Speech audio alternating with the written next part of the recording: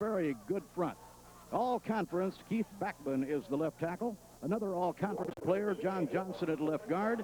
Brendan Federer, Sr. is over the ball. Kurt Rockwell is the right guard. And Dan Gazaniga is at right tackle. The tight end, and he was the backup quarterback a year ago, number 14 is Bill Wohler. It's 2nd down and 9 for the Aggies of Cal Davis, and they have a beautiful spot on the field on the 31-yard line of West Texas State. Sean Rogers is number 44, and Mel Yarber is number 36. And Scott Berry is being chased by the catback, Mike Dunn, number 32, and there is a big, big sack.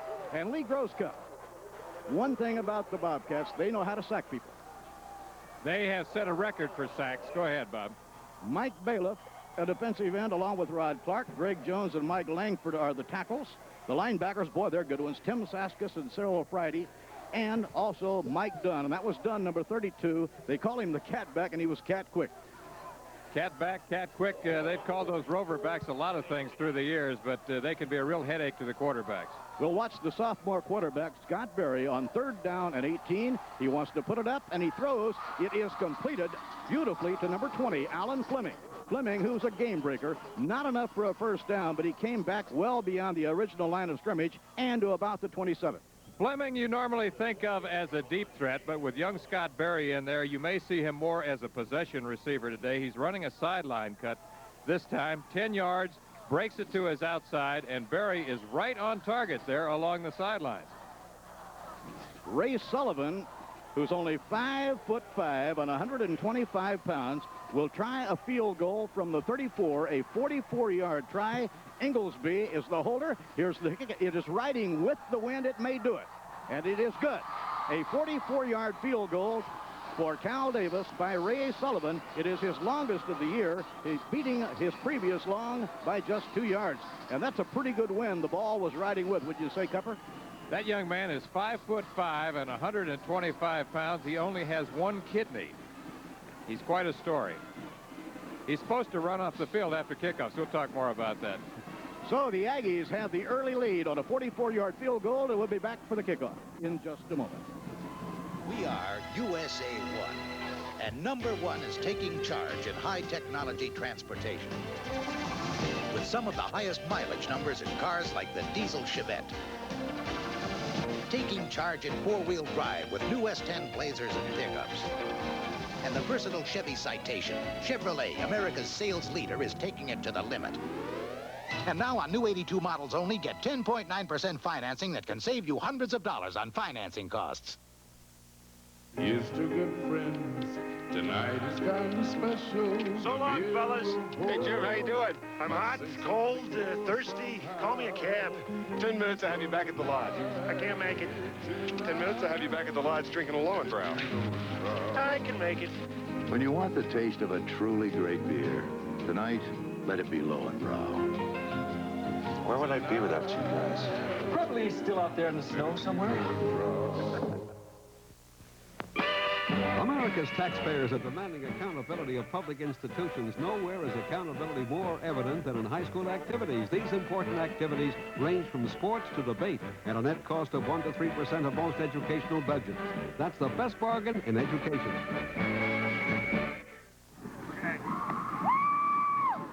A surprise by Coach Jim Soker. He has sophomore Tom Beck handling the kickoffs. Only the 2nd time that he has kicked all year. He has a strong leg, and he kicks with a very strong following wind and a line drive that goes like a bullet right through the end zone. And the Bobcats of Jim Wacker will start trailing 3-0 from their own 20-yard line, where they'll have a 1st down and 10. Ron Jacoby is the veteran quarterback. He was a backup to Mike Miller, such a fine quarterback for Southwest Texas State for 3 years. Came into his own this year and has directed this Veer attack, and they've gotten over 400 yards a game. To play that quarterback position in the Veer, it takes a good athlete. Particularly, you need quickness and hand-eye coordination to execute option plays. This will be Ricky Sanders, the running back and the leading running back, who has over 1,000 yards, 1,073 coming into the ball game. Checking out the Cal defense. The ends are Chris Mason. Pat Doherty is hurt and cannot play today. On the other end is Glenn Fricker. He could go both ways. Maurice Geddes and Bob Slater are the tackles. The linebackers are Ernie Bell, Paul Emery, and Loyal Minor, and all three are good ones. Both of these teams not only get over 400 yards, they both play a lot of defense.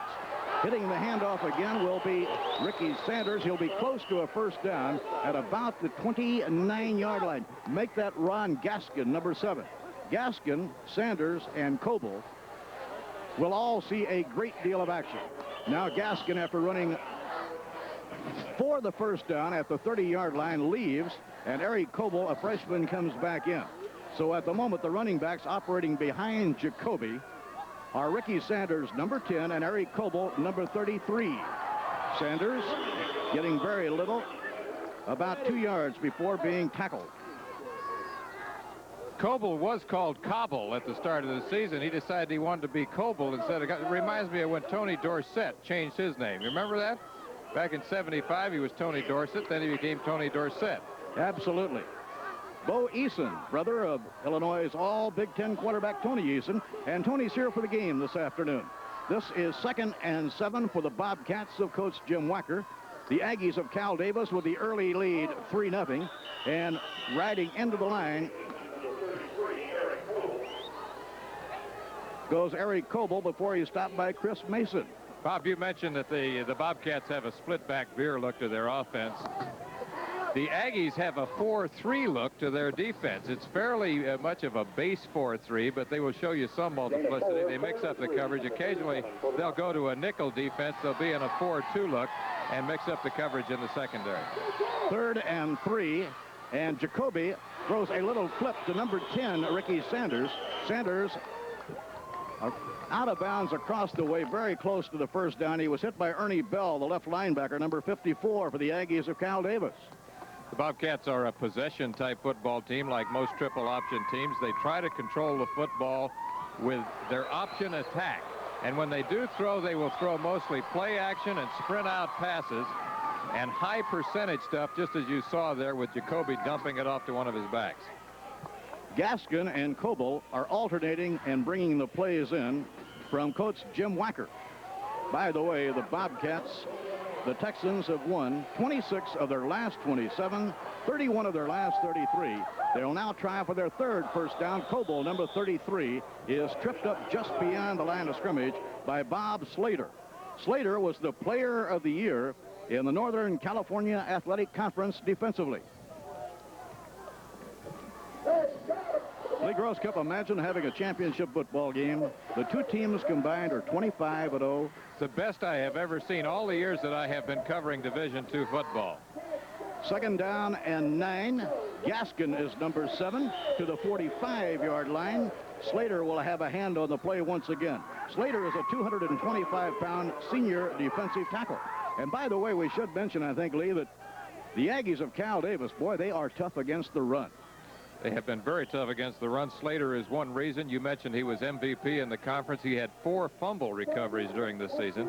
They have a bunch of guys who are very good on pursuit, and they will hit you. Now let's see if Ron Jacoby will look to pass into the wind on 3rd down and 7. And Jacoby, number 12, the quarterback, looks, can't find a receiver. Everybody is covered, running for his life, and he runs out of bounds at the 45-yard line. And now the Bobcats will have to turn the ball over. They'll have to punt into the wind. Cornerback Rodney Rigel ran him out of bounds.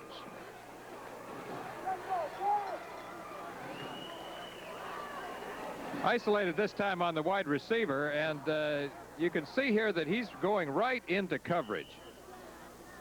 And seeing that's Vaughn Dreary, number 2, who's running down there into the Cal Davis secondary. Jacoby looked around. He saw the coverage, recognized it. He scrambled to his left, took the ball out of bounds wisely. Jerry Fife punts into the wind. The first time he tried it, it went over to only 11 yards. And this one is going to be down to around the 26-yard line, so a 26-yard punt. The first was only 11. This one into the wind is 26 yards. And so the Aggies will have the ball when we return in just one moment. If you want it, I like it. I really like it. We can help you get it. We're GMAC. We want it. GMAC. that new GM car, truck? GMAC offers the convenience of one-stop shopping with rates that make good sense. Right here at your GM dealer. Now at participating GM dealers, get low 10.9 financing on new 82 models. We got it! Business is so quiet. You could read the books here. That book by the phone can help. The Bell System Yellow Pages. Free parking, free delivery. That's Fred. Fred's Furniture next door. Oh, he does a great business. Where beautiful hair is a tradition. That's Miss Claire. Oh, is she busy? Sure. The Bell System Yellow Pages talks to people when they let their fingers do the walking and are ready to talk business. I'm ready. Get the Yellow Pages talking. We're big on books. Let your fingers do the walking. Bazooka Limon and Bobby Chacon have clashed 3 times. This fight is for the super featherweight title. ABC's Wide World of Sports, Saturday, live. A lot of fun following the Wide World this afternoon. And how about Tamara McKinney? Oh, did she electrify everybody with her marvelous slalom skiing. Oh, boy. Here we go to the action, and the Aggies of Cal Davis leading 3-0, 1st and 10 on their own 28-yard line. Remember, their quarterback is the sophomore Scott Berry. The All-American Ken O'Brien was hurt in the 3rd quarter of the victory last week. He is out of action. And the pass on 1st down is beautifully caught by Alan Fleming, number 20. Fleming gathers it in beautifully, about 14 yards at a 1st and 10. Boy, this guy's a game breaker, Cupper. Alan Fleming, far and away the leading receivers for the Aggies this season. He's number 20 at the top of the screen on your right. Once again, he's running a sideline cut. The ball is thrown perfectly over the head of the linebacker and in front of the cornerback. Touch and timing on the sideline cut. Fleming had 53 catches coming into today's game. He's had 2 more already.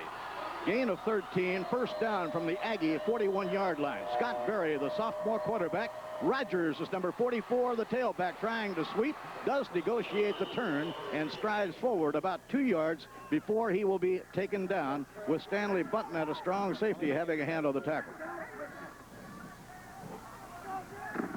One of the things Jim Soker told us yesterday is that he was going to have to execute his big plays with Scott Berry just the same as he has done with Ken O'Brien throughout the season. They are a big play team, and if Southwest Texas starts blitzing, they're going to have to try to go for that deep pass and burn them with the bomb.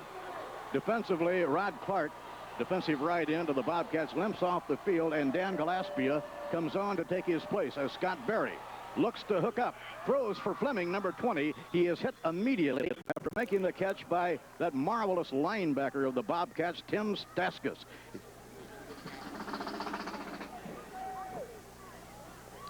Isolated again on number 20, Alan Fleming, 170-pounder. He runs a good route. It's a curl-out pattern, and what he does well here is he comes back toward the football.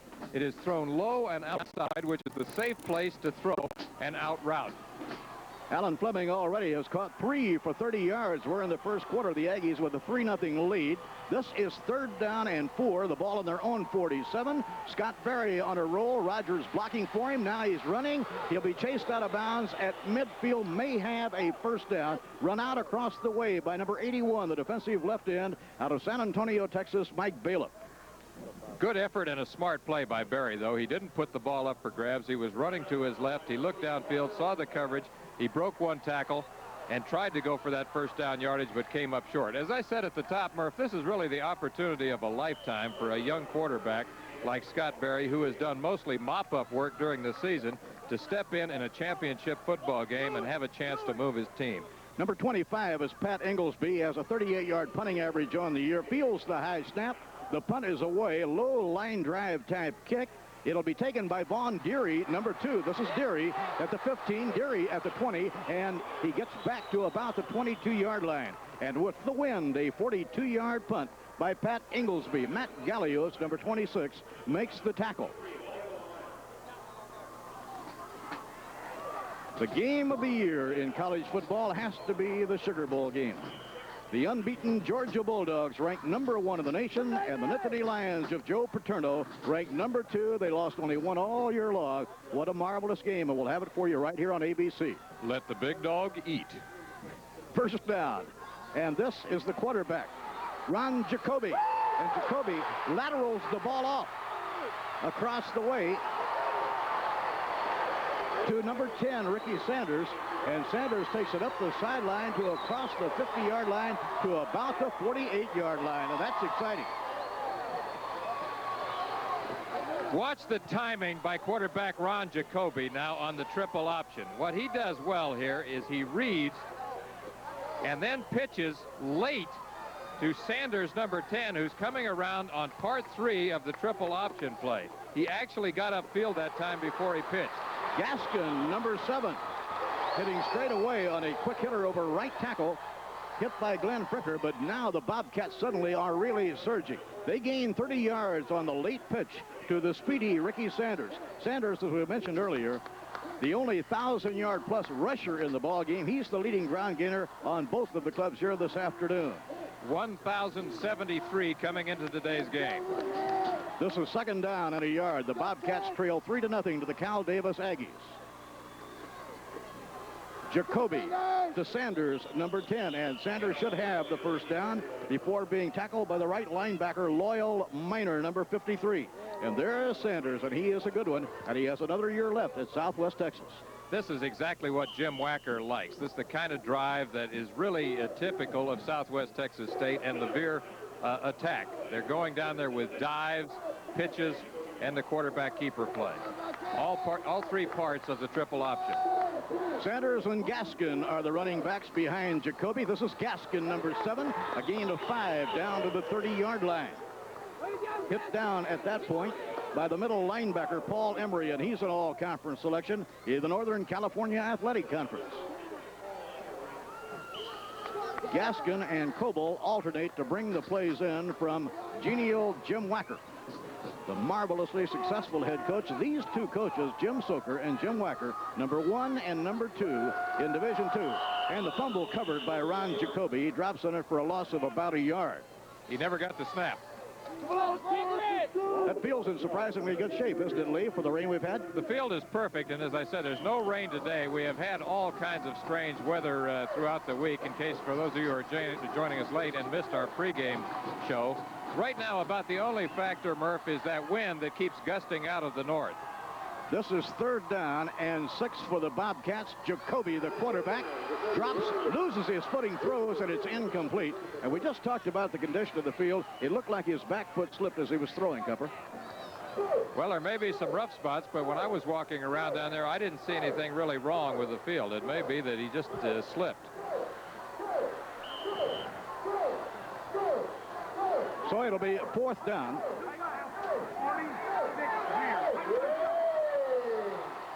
And now the play is being brought in by Ron Gaskin. Gaskin is the sophomore from Victoria, Texas.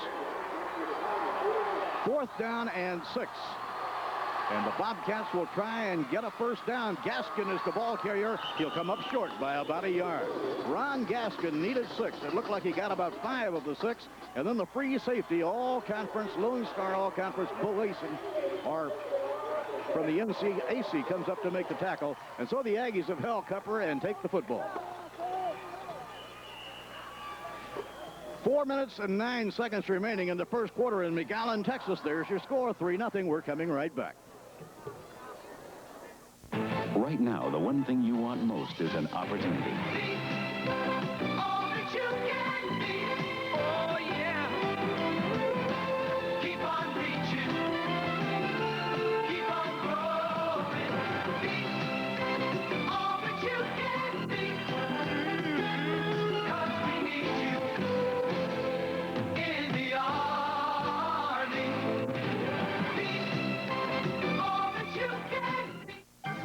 Because the cost of all energies is rising, manufacturers of heating equipment have developed more efficient designs to help you keep costs down. That's good, but the claims can be confusing. So here are a few simple facts about natural gas. Gas delivers America's best energy value because gas is America's most efficient energy system. So when you invest in modern high-efficiency gas appliances, America's best energy value gets even better. Gas, because the future belongs to the efficient.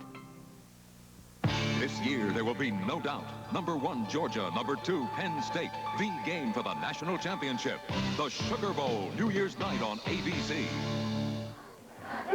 The Cal Davis Aggies stopped the drive of the Bobcats of Southwest Texas State. They still have the wind at their back as they start with the football from their own 26-yard line, 1st down and 10. And the sophomore quarterback, Scott Berry, beg your pardon, I turned it around on him, has hit 3 out of 3. They've all been thrown to the flanker back, Alan Fleming.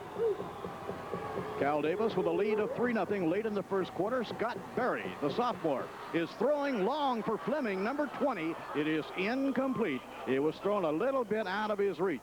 Alongside on defense was Adrian Simpson, number 16. That was a good foot race there, and the ball was well thrown. And one thing that Scott Berry proved right there is that he can throw the ball deep. That ball went about 55 yards in the air. It was a straight fly pattern by Fleming.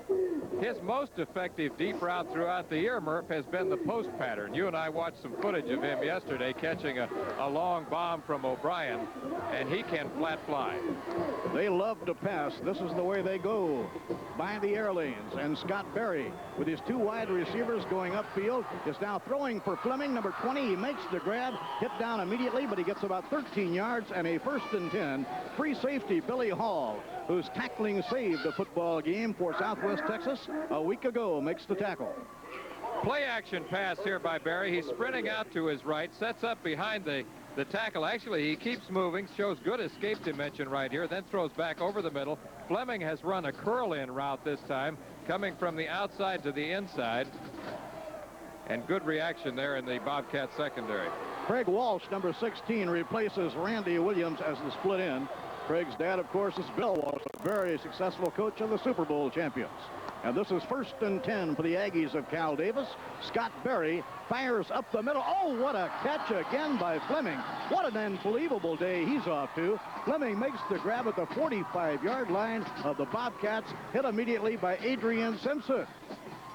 Scott Berry off to a great start in his replacement role for Ken O'Brien. Play action pass again, right down the middle again to the wide receiver, Alan Fleming, number 20. The ball thrown a little bit behind him. Fleming reaches back with good concentration, good hands, but he may be shaken up on the play as we look at him along the sidelines. There is Fleming. He already has 5 catches for 59 yards. He took a jolt. He was hurt. He came out. Rob Cunin, number 81, a sophomore from Danville, comes in to take his place. And one of the few running plays for Cal Davis, Mel Yarber, number 36, the senior fullback, drives it down to about the 38-yard line of Southwest Texas. Scott Berry off to a great start as we look at Fleming and his injury along the sidelines. Hopefully for the Aggies it is not serious. He is now 5 of 6 in the passing department and has the hot hand. Well, the Aggies are passing. The Bobcats are running. Rushing, Southwest Texas 74 yards, Cal Davis only 4. Passing the other way around. It's 2nd down and 4. The Aggies lead 3-0. They're on the 39, and the pitch will come back to number 44, Sean Rogers, and watch the Bobcat defense. They are certainly equal to this one. Sean Rogers, the leading ball carrier and 2nd leading receiver on the team. Watch his acceleration right there. That is what the coaches like to refer to as north and south running. Most football fields run north and south in the United States. Practically all of them. 3rd and 2 for the Cal Davis Aggies. Bill Wohler is in as they go to the 2 tight ends. Dave Schmidt is the other tight end. Yarber is the up back in the I. And the pitch is to Rogers, number 44. Rogers tries to turn, and I believe he does have a 1st down. Just enough, it appears, for the 1st down on the 35-yard line of Southwest Texas. They started this drive on their own 26-yard line after stopping a drive by the Bobcats. Randy Williams and Rob Cunin, number 40 and number 81, both excellent receivers, now come on the field. Coming off is George Salem, number 90, a senior. He may be a little bit short. We'll watch him stretch out the chain. It's going to be about a half a foot short, I would say, Murph. What are you going to do here, Cupper? You're the quarterback. Well, I think if I was a quarterback and I had some good guys like they've got up front, I'd call my own number. The injury report on Fleming, by the way, is that he has a jammed shoulder, and he will probably return to the football game. Good news for the Aggies. 4th down, about 6 inches to go on the 35-yard line of Southwest Texas. Yarber is the up back in the eye. He is number 36. Quarterback sneak. And Scott Berry, the quarterback for Cal Davis, appears to have the first down, and there's the signal. He does. And so 1st and 10 for Cal Davis. Cal Davis has won 17 in a row. Southwest Texas has won 16 in a row. What a championship game. Well, it's really amazing. These two teams have both dominated their conferences. The Lone Star for the last 3 years for the Bobcats, and for the last 12 years for the Aggies.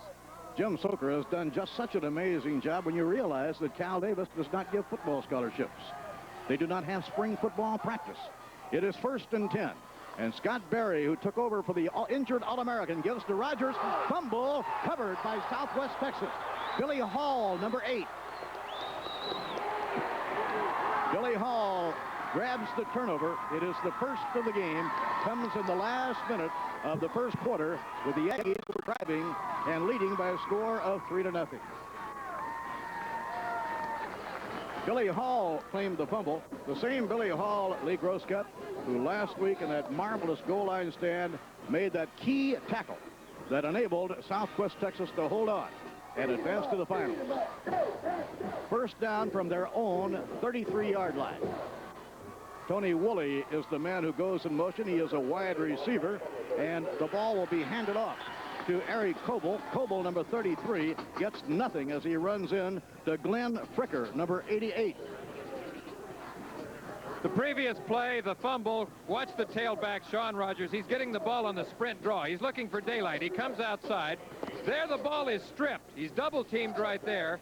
And there is the fumble recovery. That is the 22nd turnover of the year for UC Davis. And on 2nd and 9, Ron Gaskin, sophomore running back, is just smothered. The major hit by Glenn Fricker. Fricker is some kind of football player. He had 14 sacks during the course of the season. And in one game this year, he played 60 minutes. Injuries at offensive tackle, and Jim Soker had Fricker play offensive tackle and defensive end. And we have a timeout being taken on the field with 7 seconds to play in the first quarter. And the timeout is being taken by the Cal Davis Aggies. They are in front 3-0 as we near the end of the first quarter. We'll be back in just a moment. Looks like a great day. What are you going to do? Play tennis. Get a new swing set. Anyone want to compare insurance policies? Wait. Allstate could make it worthwhile. And very easy. Just drop off your policies at Allstate the next time you're in Sears. And we're going to do everything to see if Allstate can give you a better value. Oh, got good news for you. You do? He does. Already? See what Allstate can do for you. Put yourself in good hands. Every year, Ryder buys thousands of new rental and lease trucks because new trucks save you headaches and money on fuel. And now you can save even more with Ryder. Just rent a Ryder truck, and if, by some wild chance, you can guess the number of new trucks Ryder bought last year, we'll give you $1. 12,208. Really? Give you $1. 12,208. Rent a Ryder truck. Save $1. Lee Groscutt, the big story of the day so far, the quarterbacking of Scott Berry, the sophomore, taking over for Ken O'Brien, the injured All-American. Berry, starting for the first time today, had a good first quarter. And now the pitch goes back to number 10, Ricky Sanders. And Sanders, oh, what a good job on defense by cornerback Gavin Carr. Carr, by the way, 7 interceptions on the year, only 2 away from an NCAA record. We talked with him yesterday, and I'll tell you, that young man had a game face on. He was really pumped up. He's 175 pounds. You mentioned he's had 7 interceptions on the year, and you saw there the type of support that he's capable of. He flew right out into the backfield and made the tackle behind the line of scrimmage. Great play. Leah, that was the final play of the quarter, and a fortunate turn of events in a way for Southwest Texas, because if they have to punt, as they will, they now will have that following wind to punt with. So when we come back to start the second quarter, they will be punting with the wind. It is 3-0 Cal Davis. Back for the second quarter in just a moment. Who makes the best-selling radials in America? Goodyear. We outsell all foreign radials combined. One reason, the Goodyear Arriva. It gives you long tread life. And best of all-season traction in the wet stuff and the white stuff. The Goodyear all-season Arriva. It's one reason Goodyear is the leader in radials. No foreign maker of radials even comes close. When you need radials, come up to Goodyear.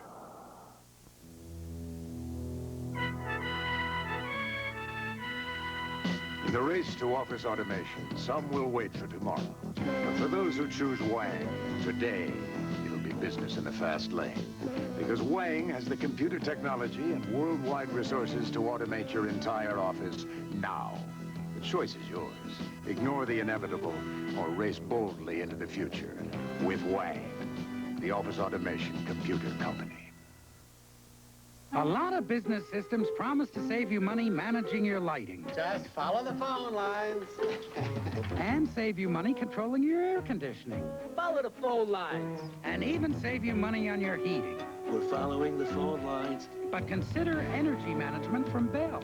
And this system operates right on your existing telephone line. It's part of a dimension system, so it not only saves up to 20% a year on energy, it saves on installation too. The knowledge business.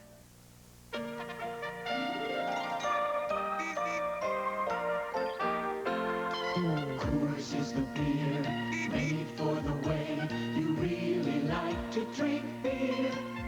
Taste first, feel fresh, Coors after Coors. This year, Santa's bringing cheer by the truckload. The new Coors Holiday 12-pack. 'Cause the more, the merrier.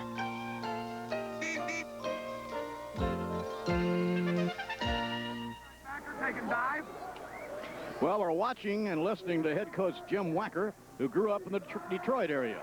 Played college football at Valparaiso, coached at North Dakota State, Texas Lutheran, where he won a couple of national titles, trying for his 4th national title today. Freshman punter Jerry Fife will be punting with the following win, his 3rd punt. The Aggies were coming, trying to get it. Bill Wooler, number 14, at his own 29, back to the 35, out of bounds on the 37. A 41-yard punt this time by Jerry Fife. And, Lee, that tells you about the wind.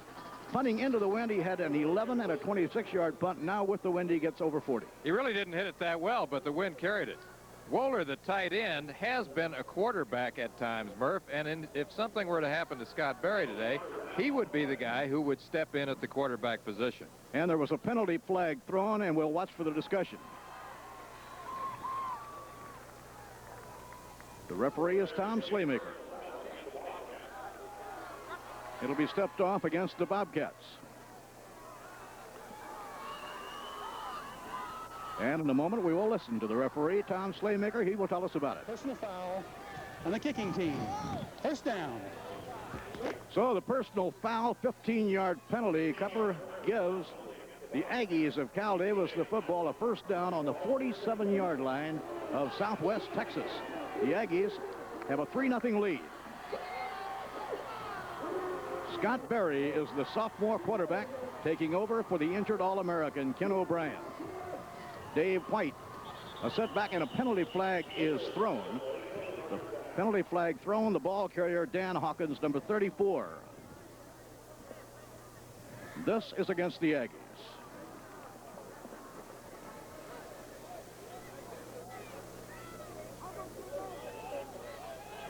Scott Berry, a sophomore from Walnut Grove, California. He has been a mop-up quarterback, you might say. Really, Lee, only getting to work late in the game when the Aggies had the ball game pretty well put away. And all of a sudden, in the biggest game in the school's history, he takes it over. It's one of those once-in-a-lifetime things, and really a storybook type of setting for this young man. We hope that he continues to do as well as he has thus far. This is 1st and 15. Fleming is all right. He's back in the ball game now. He already has 5 catches.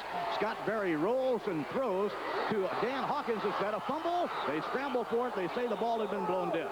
No, the Aggies keep the football. It had been blown dead on the 44-yard line, but it was scary for Cal Davis for just a moment as catback Mike Dunn put on the Bobcat pressure. Straight drop back pass by number 12, Scott Berry. Now, he sees pressure coming. He goes out to his right. He's trying to drop it off to his fullback. And there is the drop pass. It looked momentarily, as you said, Murph, that it was a fumble. I thought he had possession, but they ruled it an incomplete pass. Alan Fleming and Craig Walsh are the wide receivers. 2nd down and 15. The ball on their own 48. Sophomore quarterback Scott Berry on a team that loves to throw. Takes a look and fires long. Intercepted.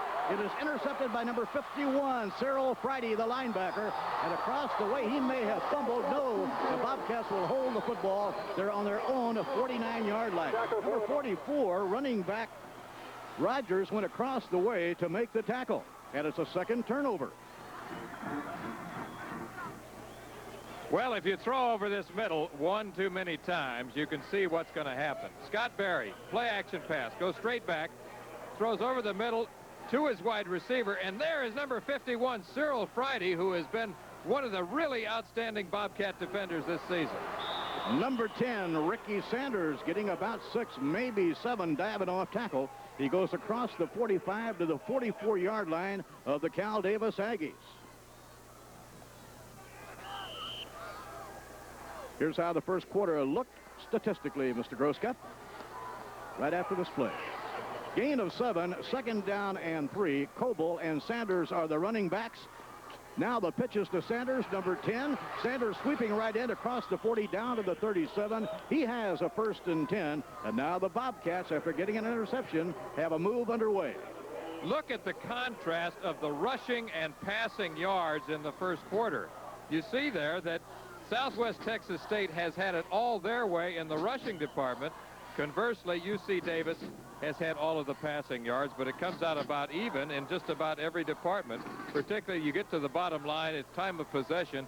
Both teams have had about equal times with the football. This is 1st and 10 for the Bobcats.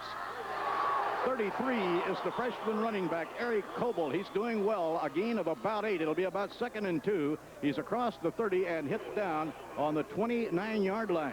Bo Eason had a hand, and so did Gavin Carr, the cornerback, number 21. So freshman Coble now 5 carries and a total of 18 yards. And we look at a 2nd and short 2 as Coble, number 33, goes to the sidelines, and that means Gaskin will come in. Gaskin is only 5'8", but weighs 192 pounds. Gaskin rips it into the secondary, fumbles the ball, and a dive for it at the 10-yard line. A dive at the 10, it may be Cal Davis. Cal Davis has covered the football. Gaskin had broken into the secondary. He was wide open, but he was hit hard. He turned it over. Gaskin is really quick getting into the secondary here. He's hit hard, does a flip, fumbles right there, and number 1 for Cal Davis comes up with the football. And it was Bo Eason, number 7, who hit him so hard that he gave it up. But you're right, it was number 1, Raji Rogel, who came up with the football. Oh, a big turnover. And do you think Gaskin wasn't hurt? He's being shaken up. We're waiting for him. So when we come back to the action, it's still Cal Davis in front, 3-0, back in just a moment.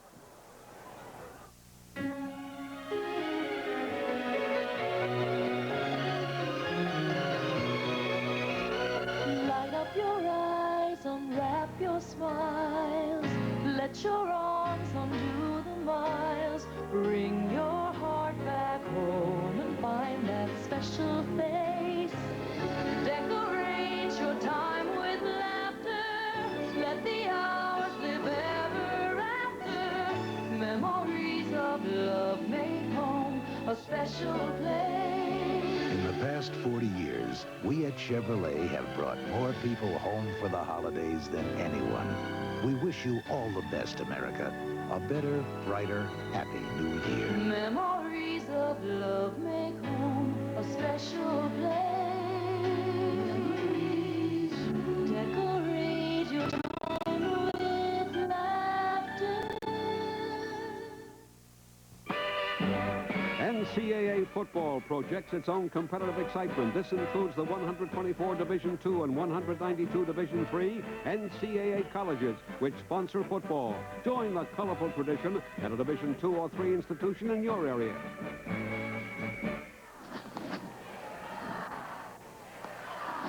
Time remaining in the first half, 13 minutes and 14 seconds. The only scoring in our championship game so far today in the lower Rio Grande Valley. A 44-yard field goal by 5'5" Ray Sullivan.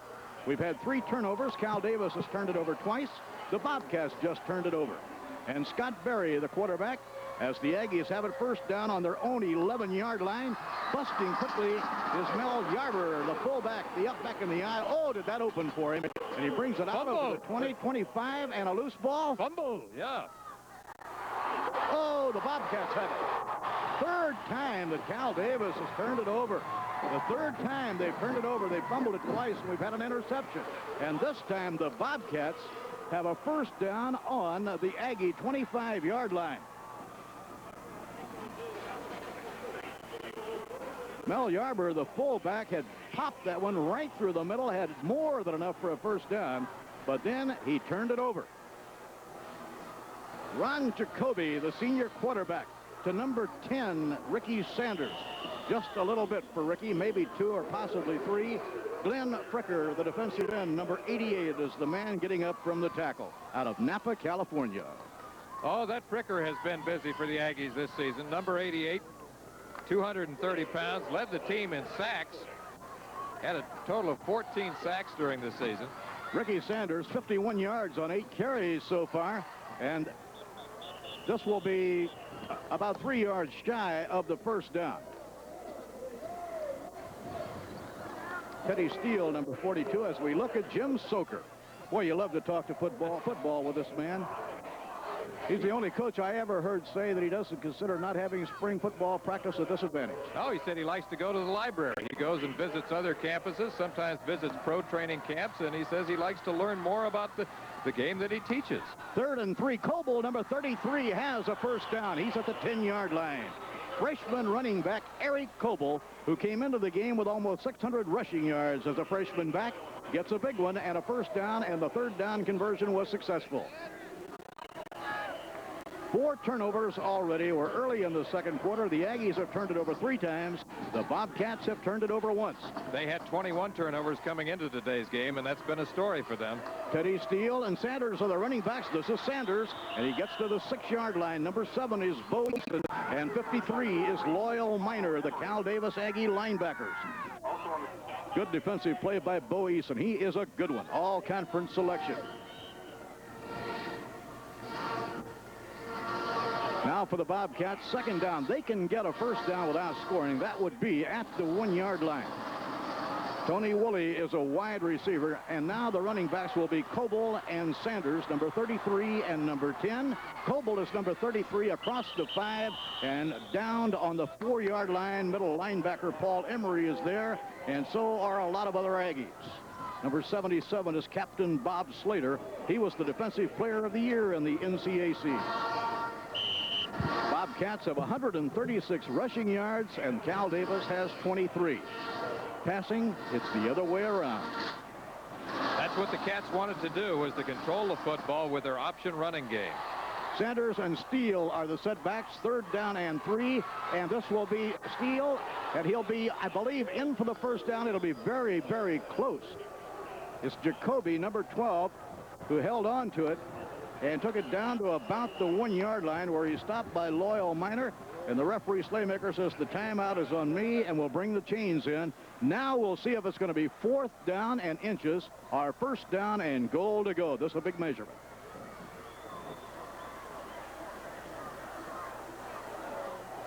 It'll be 4th down. A week ago in the semifinals, both of these teams, Cal Davis and Southwest Texas, had magnificent goal line stands, or they would not be playing at the Palm Bowl in McAllen Day. Now here's the 4th down play. 4th down and inches. Sanders, number 10, Coble, number 33. They are the running backs. It's 4th down. Coble diving, touchdown. Eric Coble scores the touchdown, his 8th touchdown of the year. And so in 25 yards, the Bobcats have marched to score after getting their 3rd turnover.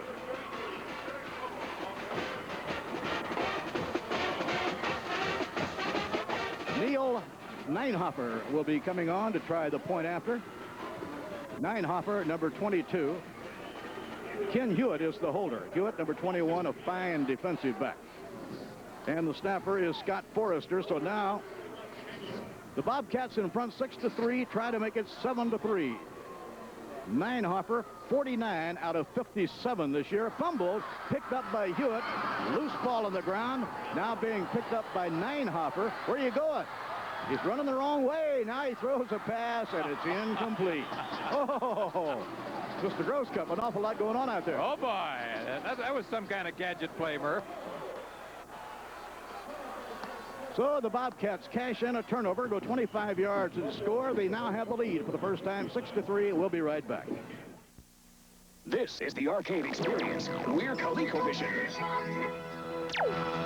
I'm the last one on my block to get a video game system. We waited for the real arcade experience. Games, graphics, controls, and an expandable system that will let me play the most arcade games. That's ColecoVision. And I'm going to want a computer module and the ability to plug in every new advance. That's ColecoVision 2, the most advanced video game system. Because, you know, I'm not just playing games. Your vision is our vision. ColecoVision. Racing engines run hot. SDP oil treatment fights the effects of heat in racing cars. Your car runs hot, too. In everyday driving, heat weakens your oil's vital protective properties. That's motor oil breakdown. STP fights motor oil breakdown. STP strengthens your oil, putting extra lubricants and anti-wear agents to work just where they're needed. Whenever you change or add oil, get STP oil treatment and fight motor oil breakdown. Bobby Chacon applies 3 times. This fight is for the super featherweight title. ABC's Wide World of Sports, Saturday, live. Murph, the previous touchdown, Coble going right over that right side behind Westmoreland and Gregorick. The surge of the offensive line is there, and he really hurdles his body into the end zone. Good effort there by that young freshman. Eric Coble scoring his 8th touchdown of the year. And to think he has 3 more years. He'll be playing for a new head coach, John O'Hara, the offensive coordinator at Baylor. He's here this afternoon watching the game. He takes over as Jim Wacker and staff go to TCU. Neil Neinhofer with a following win kicks it through the end zone. I'll tell you what, Murph, if Wacker can turn the program around at TCU, Dan Jenkins is going to probably write another book. Dan will have a lot to write about. That is more than a semi-tough assignment. Well, you have to like what Jim Wacker has done so far with his life in college football. Yep. Grew up in the Detroit area, went to school at Valparaiso. Looking for his 4th national title here this afternoon. He won 2 national titles while coaching at Texas Lutheran, NAIA. I remember my old colleague Vern Lundquist getting very excited about that because he was a Texas Lutheran graduate. And back in 74 and 75, we were covering a lot of games together, and he was real pumped up about NAIA championships. And Jim Wacker has done a marvelous job for Southwest Texas, and he says he has loved the school. This is Cal Davis. Scott Berry throws, and it's incomplete for number 81, Rob Cunin, sophomore wide receiver out of Danville. It'll be 2nd down and 10 from the 20. You have to admire what Cal Davis is doing here today when you realize that they are going without their All-American quarterback, the man considered the best quarterback in Division II, Ken O'Brien, and a man being sought and looked at all year long by the pro scouts. Well, he's one of the greatest quarterbacks in Division II history. He has one of the top 10 career marks in the history of Division II. He's passed for over 6,600 yards. Imagine that. Scott Berry, and the blitz is on. They're going to get him. There's the first sack of the afternoon as the Bobcats were coming. Mike Bailiff, number 81. We said at the very top of the show to watch for some blitzes. They're going to be coming from anywhere from a 4 to an 8-man front. They're going to vary the look as much as they can. You see the swarm there on Berry. That's the 2nd sack of the day. This is something he's going to have to watch out for, Murph. One of the things he's going to have to do is throw quicker if he sees the blitz. Play action passes will not be effective against blitzes. He's going to have to go to a straight drop back game, keep the backs in, and try to get to those immediate receivers. That sack has been a Bobcat trademark. They now have 63 quarterback sacks this year. Scott Berry flips it from behind. Oh, it's incomplete. Off the hands of number 81, Mike Bailiff of Southwest Texas. He almost had that. It was intended for Mike Barber, number 80. And now, boy, this is a dangerous spot for Cal Davis. They have to punt on 4th down. They'll be punting from the end zone, and they're kicking into about a 20-mile-an-hour wind that is riding in from the north and bringing an unusual chill to the lower Rio Grande Valley. And so punting From the end zone is Pat Inglesby, and he punts into the wind. Here it goes. The low kick into the wind. It'll roll up to the 40-yard line. It'll be picked up by Vaughn Deary, number 2. And Deary scrambles but can't go any way but east and west. It's a 28-yard punt. And now Southwest Texas a first down on the 40-yard line of Cal Davis. And later today on ABC's Wide World of Sports, the WBC World Super Featherweight Championship live from Sacramento, California. Pretty close to Cal Davis. Between WBC World Super Featherweight Champion Rafael Bazooka Limon and his rival Bobby Chacon. They fought 3 times. Each has won 1. 1 has been a draw. Coble is number 33, the freshman running back, and he's a slashing running back. Across the 35 and down to the 34, Matt Gasper, number 41, the strong safety, made the stop. Sanders has been their hoss, but I'll tell you, I like Coble today. Quick. Harry Coble having a very strong first half. This is second down. And 3 to go now for the Bobcats. And again, it's going to be Coble, number 33. Coble not enough for a first down, being tugged to the turf by number 85, Chris Mason, defensive terminal for Cal Davis. Coble is off and running, Murph. 10 carries for 38 yards already, and that touchdown that we just saw. Chris Crespi, number 74, a sophomore defensive tackle, will give a little relief to Maurice Geddes, the starting defensive tackle. And checking into the backfield, Teddy Steele, number 42, a junior out of San Antonio. So Tony Woolley flanks as a wide receiver. And now you have Ricky Sanders, number 10, and Teddy Steele, 42, as the running backs. Teddy Steele fighting, trying for a first down. He's close. He's pushed back. Let's see where they spot the ball. Will it be enough for a first down? Fumble again, Murph, but I think the Cats have recovered their own. I didn't see that one turn loose in there. That's Jim Wacker. That man coaches with intensity, doesn't he? Both of these young coaches have been outstanding. They're number 1 and number 2 in the nation among the winningest coaches in Division II. They'll have to measure this one out. Jim Soker's amazing when you look at him, isn't he, Lee? Well, he's a diminutive coach who at one time was the Northern California Player of the Year as a little All-American quarterback at San Francisco State. That was in 1959. More to come on that. Let's see if they got the first down. No, just a little bit short. All right. Fourth down, about 3 inches to go. You know what's interesting about what I just said, Murph, is that in 1959 there was a fellow named Dick Bass playing at the University of Pacific, and Soker was chosen as Northern California Player of the Year. So he beat out some really outstanding athletes to get that award. This is fourth down, a few inches to go, Southwest Texas. On the 30-yard line, Sanders, number 10. It looked like he got forward for a first down. Then they began to drive him back. Bo Easton doing most of the driving. Boy, that Bo Easton's a good-looking football player. Brother of Champagne Tony. I got to cover Champagne Tony Easton earlier this year at the Illinois-Michigan State game, and he had a tremendous season.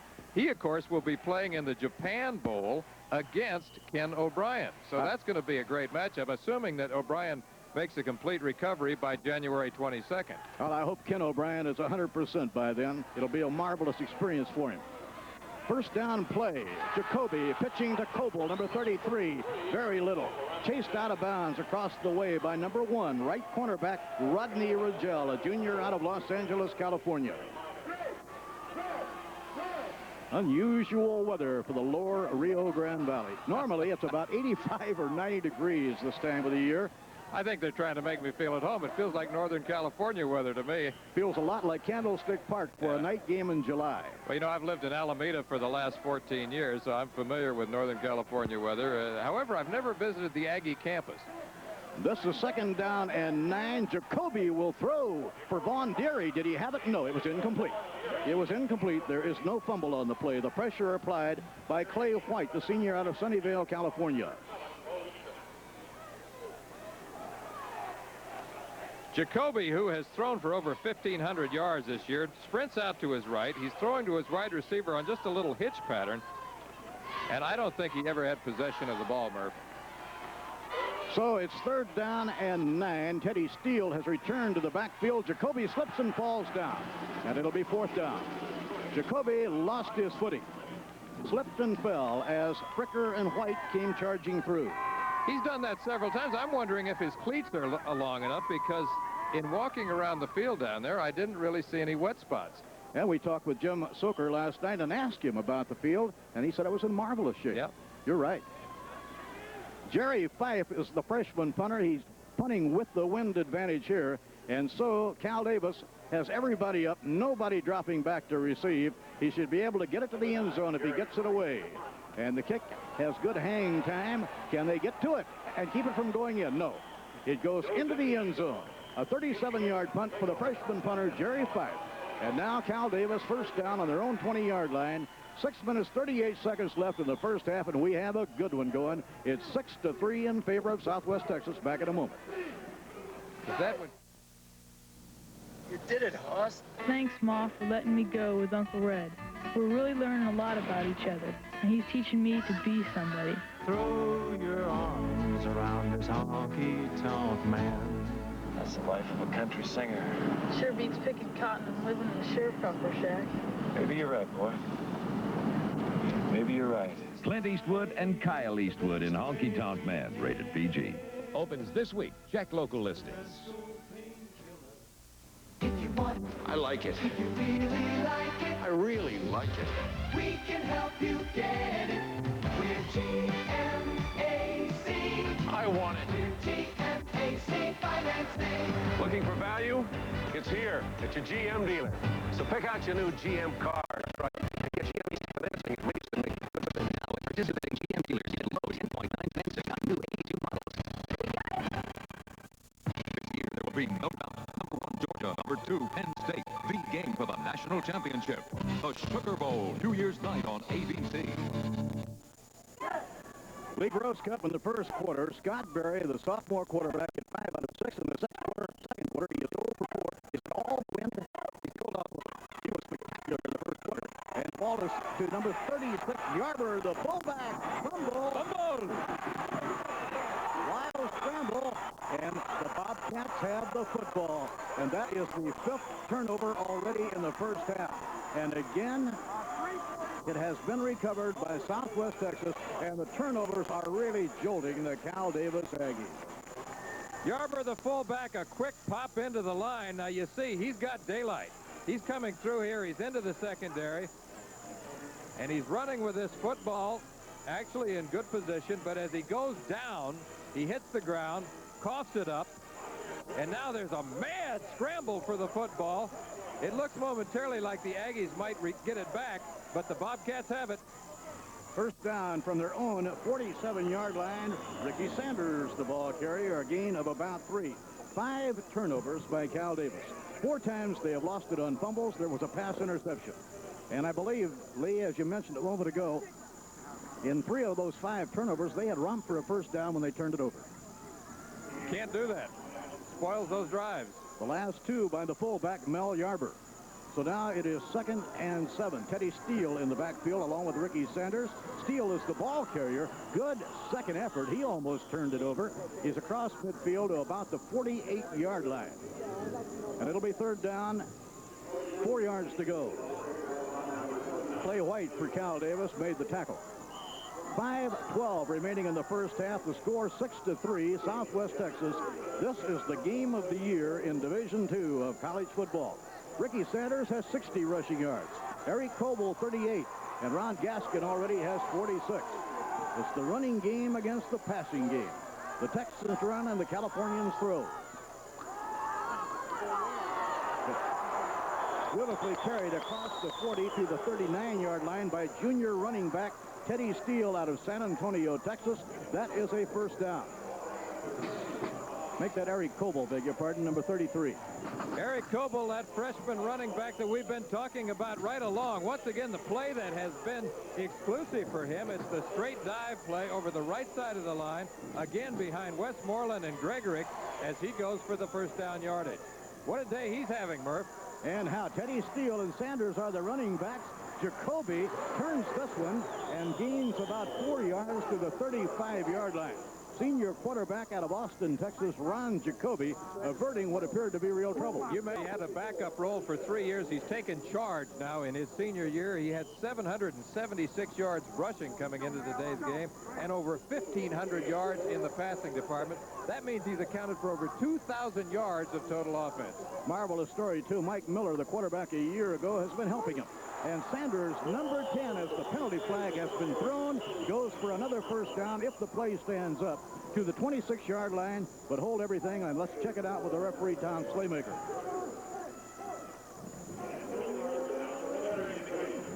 And the indication, the penalty will go against Southwest Texas. So the gain for a first down will be nullified. The play will be brought back. And in just a moment, the referee, Tom Slaymaker, will be telling you about the infraction on the play. Offside on the offense. Still second down. Second down and 11 now for Southwest Texas. Under 4 minutes to play first half. 6-3, the Texans lead the Californians in the national championship game of Division II. It has been a dandy. You would think that normally, Murph, this is an obvious passing situation, but with an option team, that is not necessarily so. Tony Woolley, number 82, is the wide receiver. Here comes Jacoby on the roll, wanting to throw. Fires to Woolley, number 82, incomplete. Couldn't quite hold on. He had to turn and try and make a low grab. Couldn't quite pull it off. It'll be 3rd and 11 for the Bobcats of Coach Jim Wacker. Both teams are undefeated. Jacoby now, as a passer, only 1 for 5 for 3 yards. He's known more for his rushing than his passing, but in a couple of big games this year, Lee, he really had a hot hand passing. He has thrown when he has had to throw in pressure situations. That really has been the key. There have been times this year when they needed to get a lot of yards in a hurry, and Jacoby has been the man who was able to move the football team down the field. He may have to throw right now, but he's not going to do it. He's running the option play. Jacoby gets only about a yard. It'll be 4th down coming up. Just as I was saying, in obvious passing situations, you can't always figure that an option-style team like this is going to put it up. Rodney Rigel, number 1, did a good job of playing the corner on defense and shutting that play down. And now the freshman punter, Jerry Fife, will be punting for Southwest Texas. Scott Forrester makes the important long snap. Again, the Aggies will not drop anybody back. Fife has the following wind, and it's a pretty good one. Oh, high snap. They fake it. They fake it. Teddy Steele, 42. And Steele has a first down all the way down to the 21-yard line. Oh, don't you love it? I haven't seen that play in a long time. He faked me out completely. Did you see how the punter went through the act in the background there? That was my problem. Watch this. Watch the background. It looks like he's faking the snap to be high, but the ball was intentionally snapped to number 42, Teddy Steele, the upback, who goes off left tackle and slashes his way down for first down yardage. That's a great effort right there and a very creative play. Hey, those guys didn't tell us. They said they didn't have any gadget plays. That Jim Wacker is a gambler. 13-yard run for a first down. And this is Harry Coble, number 33, being tugged down after a gain of about 2 by Chris Mason, the defensive end, a senior out of Alamo. What I liked, Murph, was the act by the punter. He really went up in the air like that ball had been a high snap. He belongs on Broadway. All right. He fooled me completely. I was watching the punter, and he carried it out, as you say, so beautifully. I didn't even notice that short snap going to Teddy Steele, but Steele noticed. Maybe he's majoring in dramatics. We'll have to check that. 2nd down and 7 for the Bobcats. They have a 6-3 lead. Jacoby will throw, and it is completed to David Bela, number 25. Bela, number 25, the leading receiver for the Bobcats. Over 700 receiving yards during the year. A first down and goal to go. Jim Wacker says Bela is the finest receiver he has ever coached. Watch this man as he goes straight up the seam. Play action pass. Jacoby whirls, does a little whirly bird, steps up and throws right to Bela. Jacoby pitching to Sanders. Sanders out of bounds on the 4-yard line. Ron Jacoby pitching to Ricky Sanders, the junior running back out of Belton, Texas. And now it'll be 2nd down, 4 yards and goal to go for the Bobcats. They lead 6-3 late now in the first half of this national championship football game. The key once again, Bob Murphy, turnovers. This is the 2nd down play. Teddy Steele, number 42, Ricky Sanders, number 10, are the running backs. Jacoby to Sanders. He's in trouble. Cat back Mike Dunn. Dunn, number 32. Number 32, the catback, Mike Dunn. Or check that. Jim Noonan. Ricky Sanders, number 10, is the trailing back in the option play. And Noonan, as you mentioned, comes right up and gives him a how do you do. I turned my 32s around. Mike Dunn, 32 for Southwest Texas. Jim Noonan, number 32 for Cal Davis. And he made such a big play. He's a sophomore out of San Francisco. And now it's 3rd and 15 for the Bobcats. Willie is the man in motion. And the ball is being handed off to Coble, number 33. Coble across the 5 and all the way down to about the 2-yard line. And now a decision to be made by Jim Wacker. Will they go for 3 or will they try to go to the end zone? It'll be 4th down and 3 yards to go. Oh my, Murph, you want to hear what Eric Coble has done already? 14 carries for 62 yards. This young freshman is really blasting off that right side on part 1 of the triple option. Timeout being taken here by Southwest Texas. Jim Wacker will have a decision to make on 4th down and 3 as to whether he wants to go for the field goal or try to get into the end zone. So the time remaining in the first half, only 40 seconds, but time for a big decision. We'll be back with the answer to that in just a moment. Some special Christmas gifts from Radio Shack. I knew my son would like a radio-controlled toy for Christmas, and Radio Shack has a great assortment to choose from. With an easy-to-operate transmitter, he can control all the action, whether it's at the races, on maneuvers, on the road, or off. Dad, is it my turn yet? 11 different radio-controlled action toys, $11.95 to $69.95. Only at Radio Shack, your Christmas electronics store. New ideas have now come together that advance the state-of-the-art in home heating, creating a new generation of high-technology gas heating systems, so efficient they can cut your fuel consumption by 1/3. They help make gas the fuel of the future, an even better value today. Because the future belongs to the efficient.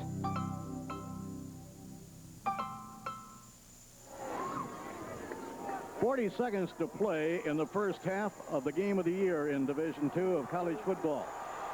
The Texans have rushed for 187 yards, and now they have a decision to make. 4th down and 3 to go, and it appears they will try and get to the end zone. Teddy Steele and Ricky Sanders are the running backs. 4th down, they have to get to the end zone. Willie comes in motion. Jacoby straightens up, throws, touchdown.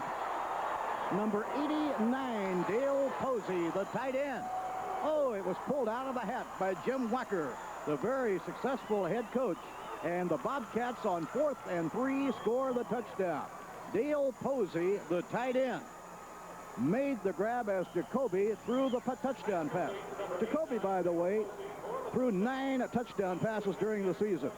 Now Neil the Neinhofer, with Ken Hewitt holding at the 10, will try the point after. And the 13th point, hopefully, for Southwest Texas State. The kick is on the way. We're waiting. It is good. So Southwest Texas now with a 10-point lead of 13-3. And they score on 4th down and 3 on a Jacoby to Dale Posey pass. Let's see if we can get Lee Groscup, who's down on the sideline, as we look at the scoring play. All right, Murph. I'm down here, and I've just joined you, and it looks to me like you got a little play-action pass and a quick pop to the tight end, and that's a beauty for the Bobcats. And it comes with only 37 seconds left in the first half.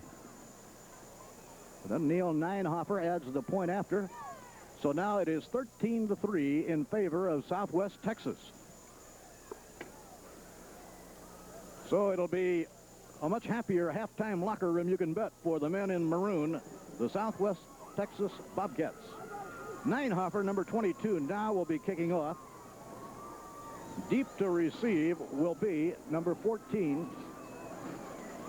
Or check that, I believe it'll be David White. David White, number 31 for the Cal Davis Aggies, standing right at the goal line. That was a 54-yard drive, and they scored on 4th and 3. They used the diamond-type return. White, number 31 for Cal Davis, to the 15. 20, 25, and out to the 29. He was about one man away from having a lot of room on that far sideline. So Cal Davis with 2 timeouts remaining. On the clock, 31 seconds to play. Now remember, Cal Davis is traveling into the wind, and the wind has certainly been a factor in this football game. In the first quarter, when Cal Davis had the wind, Scott Berry, the sophomore quarterback, passed sensationally to Alan Fleming, and they dominated the football game. But when the second quarter, when they started traveling into the wind, their passing game was shut down by Southwest Texas. It is 1st and 10 from the 28-yard line, and Rogers is number 44. Across the 30, out to the 33-yard line. The outstanding linebacker, Tim Staskus. All-conference selection. Both of the inside linebackers for the Bobcats were named all-conference. Tim Staskus and Cyril Friday. Staskus leading the team in tackles with 148. He had 6 interceptions and 9.5 sacks. And that will be it. That is the end of the first half. So at the half, it is Southwest Texas hoping to win for the 2nd straight year, leading the Cal Davis Aggies by a score of 13-3.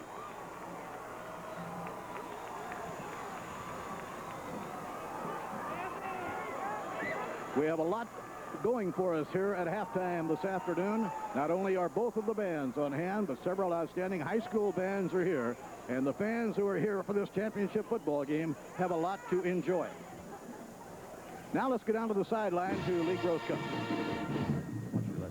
Coach, very quickly, your observations on this first half. We were happy second quarter. Our offensive line, I think, really started dominating.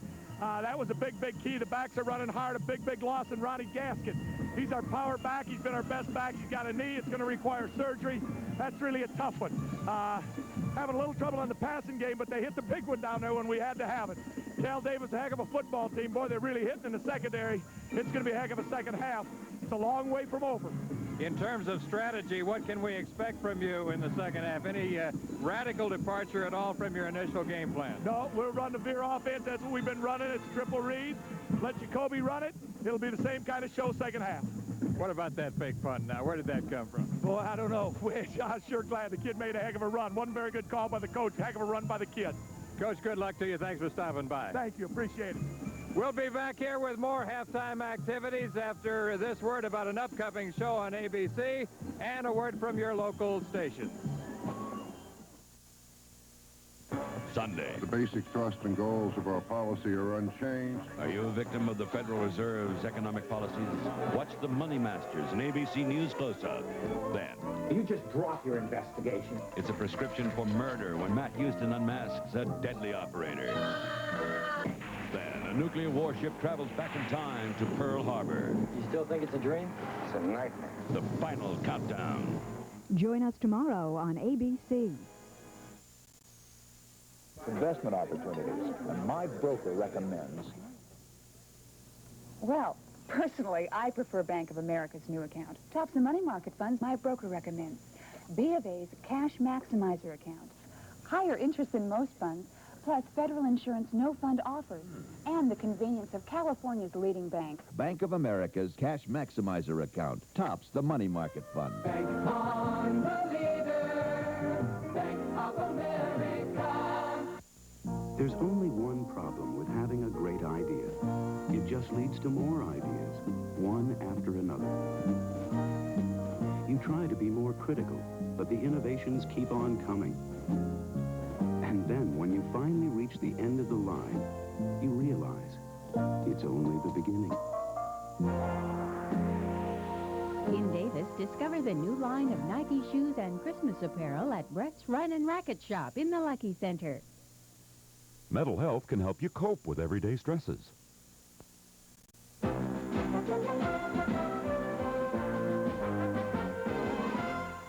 Pound Bowl, the home of Division II's championship football game. At the half, Southwest Texas leading Cal Davis by a score of 13-3. Coming up at halftime, and you're going to enjoy it, I am sure. Highlights of the first half, and a preview about the Sugar Bowl game between the Nittany Lions and the Georgia Bulldogs. you'll enjoy the Southwest Texas State Band, and the Cal Davis Band is also on hand. All of that at halftime here at the Palm Bowl. And statistically, Lee Gross Cup in the first half of this football game, well, in the first quarter, Cal Davis got off well, but now as we reach the half, we can see that Southwest Texas State pretty much dominated overall in the first half.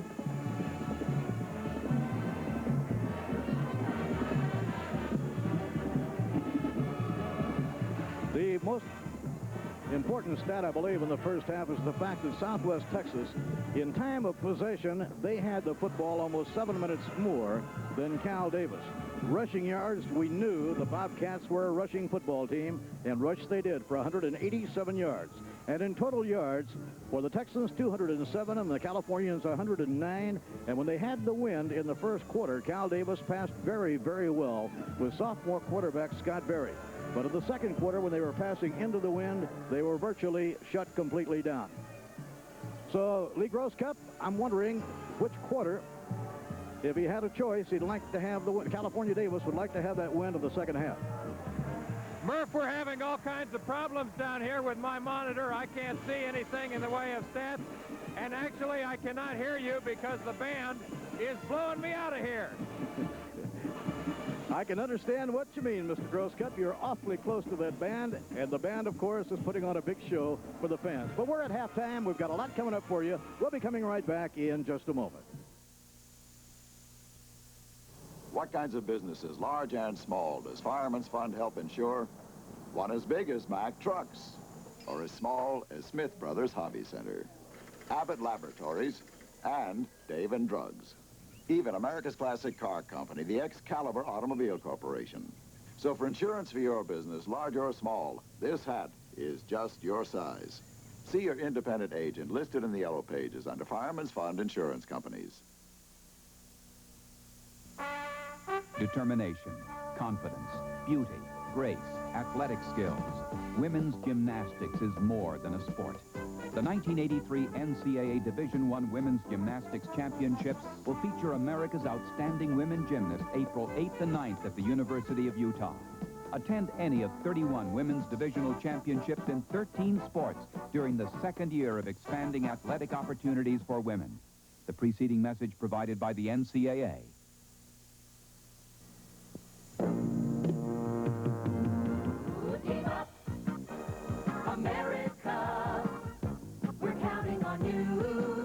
America's Olympic hopefuls need your donations now to help them win spots on your 84 Olympic teams.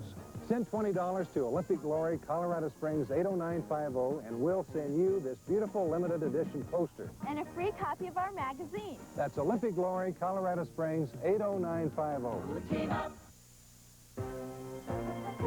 NCAA College Football brought to you by Chevrolet.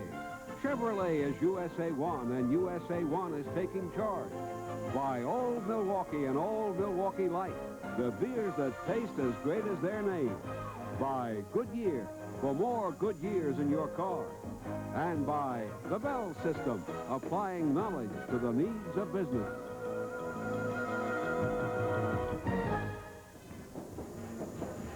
Murph, it's been a pleasure working with you today and once again covering Division II football. My first experience of Division II football was way back in 1967. But in 1973, the format that we now enjoy was born, and I had the pleasure of covering the first championship game in Division II football. That was the 1973 Camellia Bowl game at Sacramento, California. Also enjoyed covering the first ever overtime game in Division II. That was in 1976 when Akron defeated Northern Michigan. One thing I haven't seen, though, in all the years, Bob, is a back-to-back championship. Now, as you know, Southwest Texas State is the defending national champion, and if they go on to win this football game today, we will have something that is unique in Division II football. Back-to-back championships. Now it's a pleasure to introduce the Southwest Texas State Band. Let's watch and listen.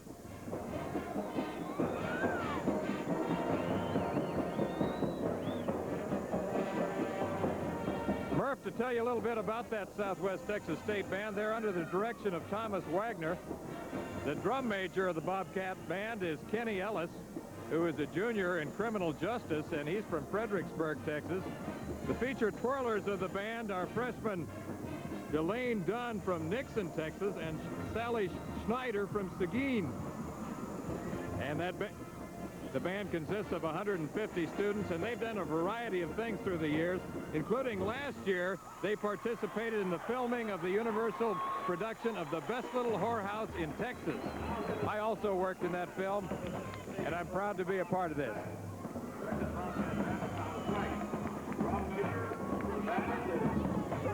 And now a word about the campus of Southwest Texas State.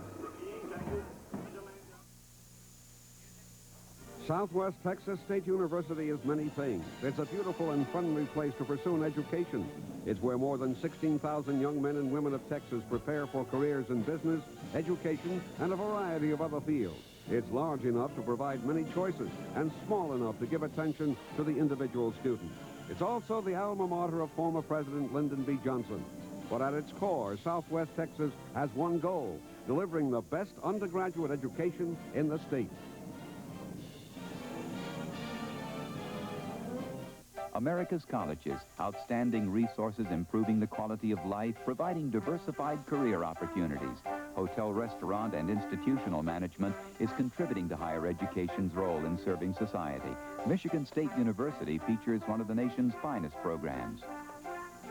I believe that it takes, you should start early if you can, working in restaurants, being a waitress, being a front desk clerk, just working with people basically, because you have to have the people skills in order to handle the classes and work later on in life. You have to know how to address every single kind of person. Hotel restaurant business is still one business where one person can make a difference and go out and make his own dream.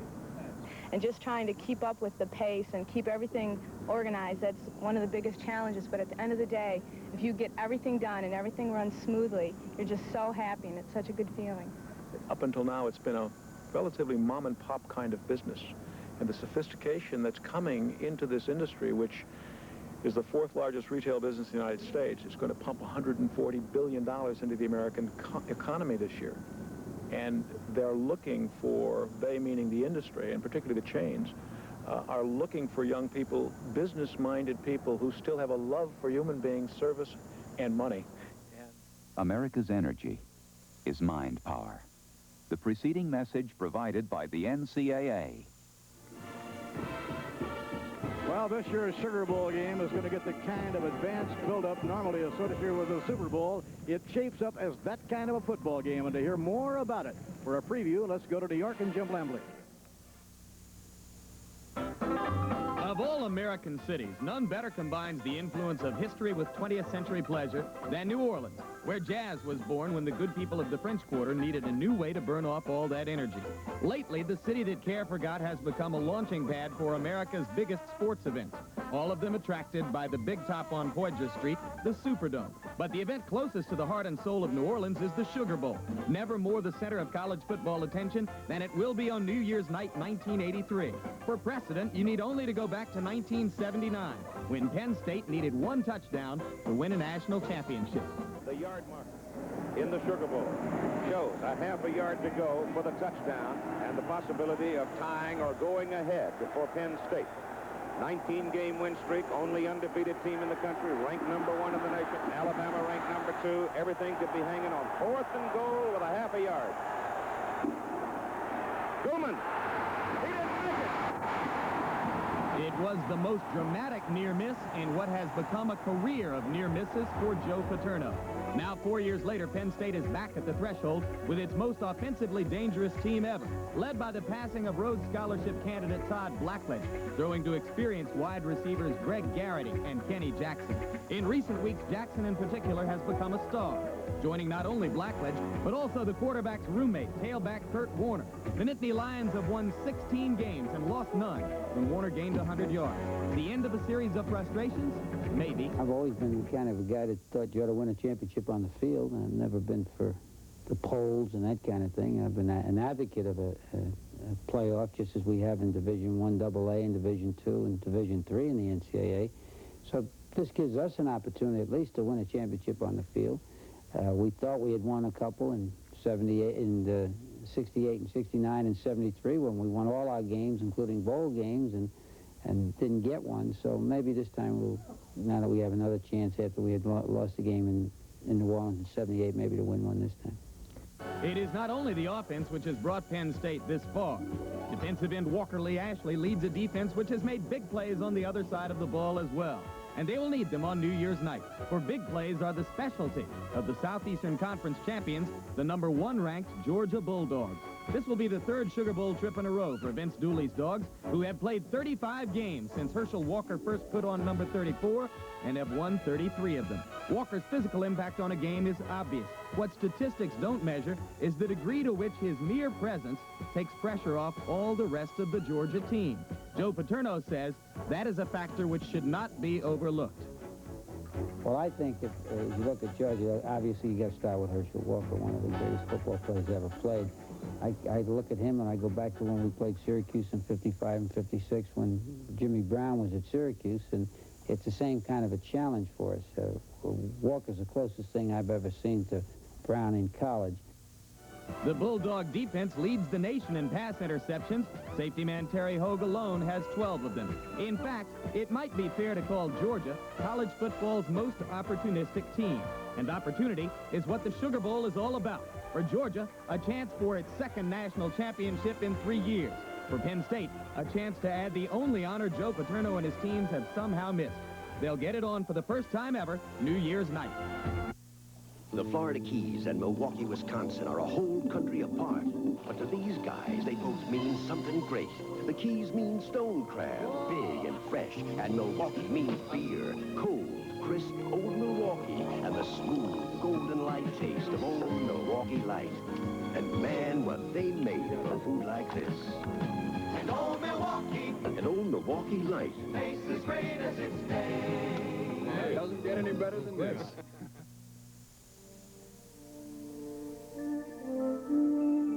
Miniature electronic amplifiers for cable television are made by a company called TRW.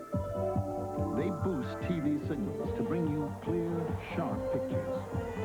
Without them, there would be no cable television. Tomorrow is taking shape at a company called TRW.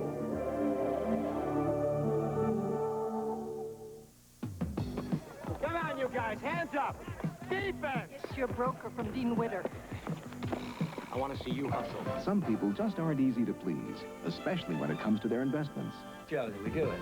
You look like you just heard from Dean Witter. At Dean Witter, we can give even the hard-to-please investor something to smile about. Okay, let's see that defense. You look like you just heard from Dean Witter. The Davis campus was founded in 1905 as the Farm Laboratory for the University of California. It now serves 19,300 students.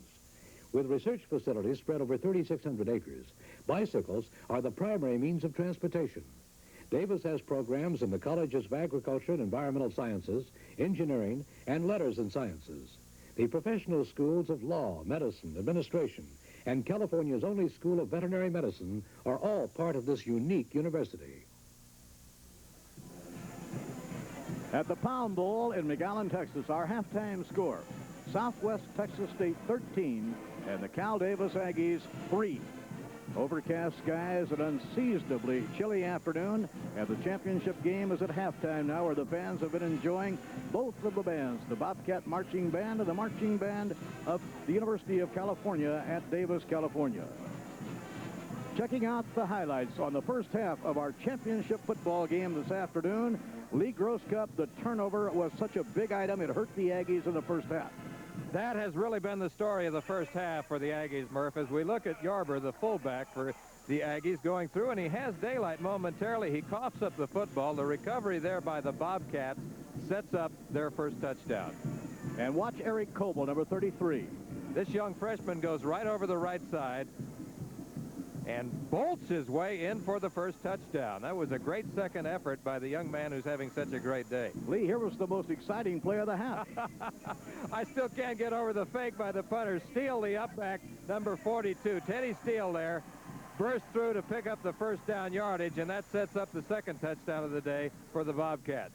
This was 4th down and 3 and goal to go. Watch the pass.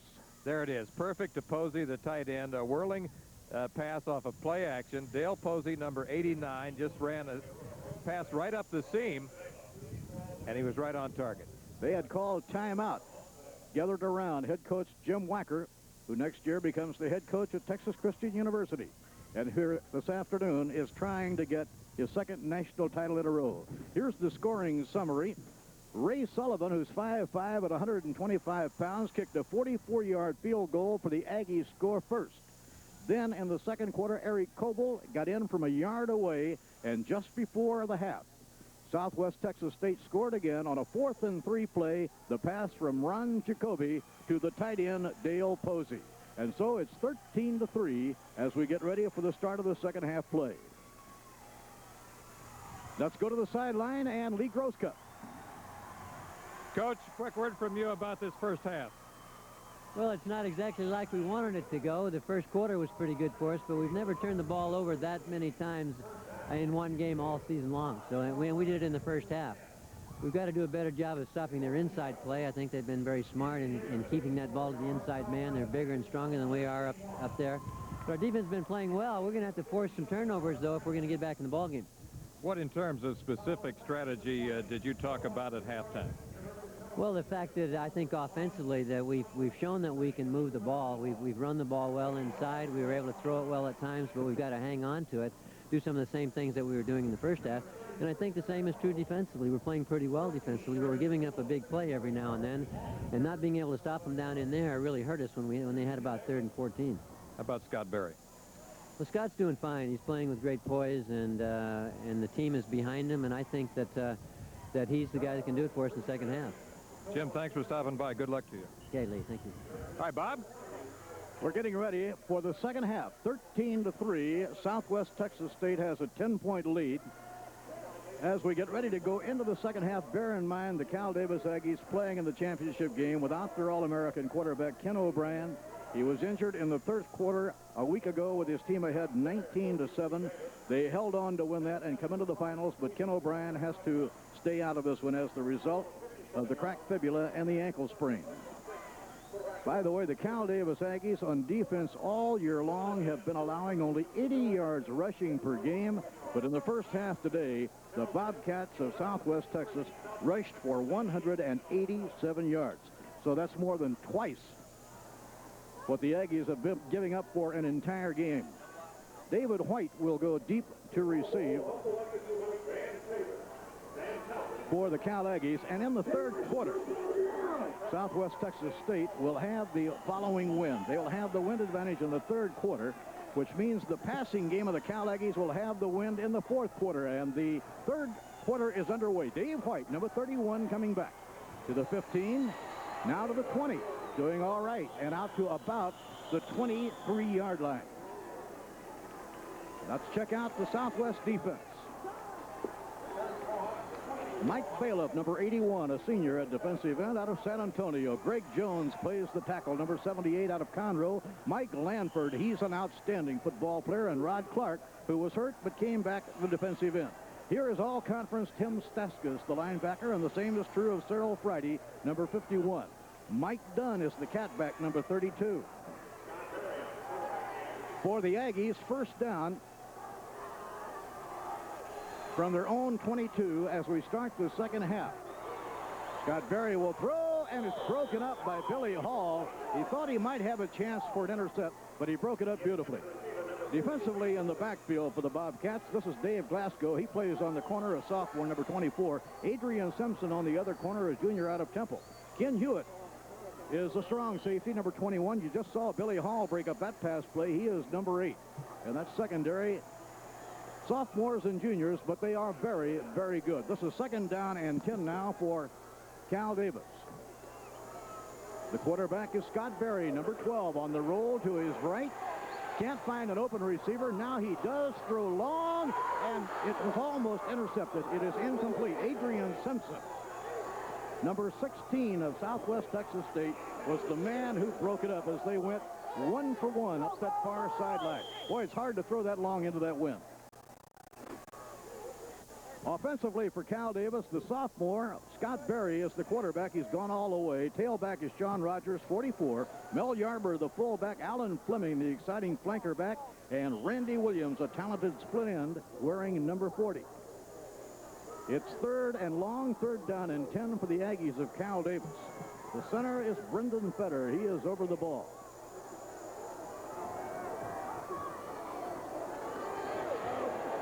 Scott Berry will throw incomplete in looking for Sean Rogers, number 44. Well, for Berry, the sophomore, starting for the first time in his career, that is 7 in a row that have gone incomplete. Dangerous time here as we look at Jim Soker, because Cal Davis was into the wind. The wind may not be quite as strong now as it was in the earlier part of the football game. Back to do the punting is Pat Inglesby, number 25, a senior kicker out of Pleasanton, California. He lines it into the wind. Vaughn Deary is number 2 for the Bobcats. Deary toward the far side at the 48-yard line. He will be taken down about as a 29-yard punt. And good field position for Southwest Texas State. They'll have it first down on the Cal Davis 48-yard line. And we'll check out the Cal Davis defense. Chris Mason filling in for the injured Pat Doherty, starting at defensive left end. Maurice Geddes at the tackle, number 72. Here's Bob Slater, one of the very best in college football. And Glenn Fricker, who plays 60 minutes when he has to. Ernie Bell is a linebacker.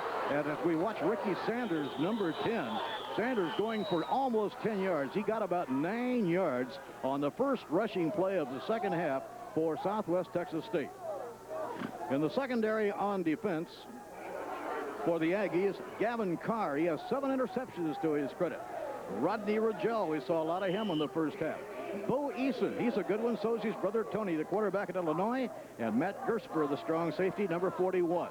This is second down and 2.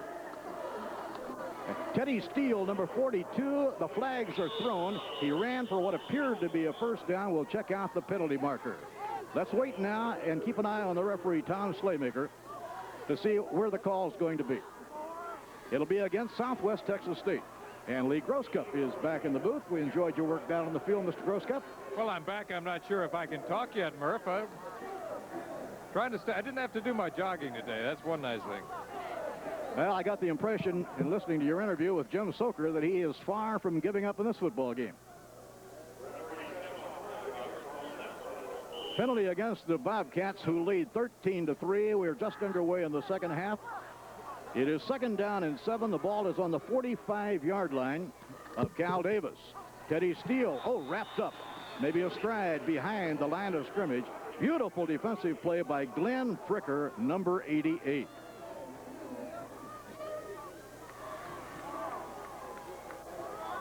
Now let's check the offense for the Southwest Texas State Bobcats. Ron Jacoby, the senior quarterback. Eric Coble and Ricky Sanders, the running backs. Tony Woolley and David Vela are the receivers. Dale Posey, the tight end. Rick Sal, Mike Wynn, Scott Forrester, Craig Westmoreland, and Mark Gregorick are the men up front. Jacoby lets them come through, throws a screen, and it's a one-hopper. It is incomplete, taken on a bounce by Ricky Sanders.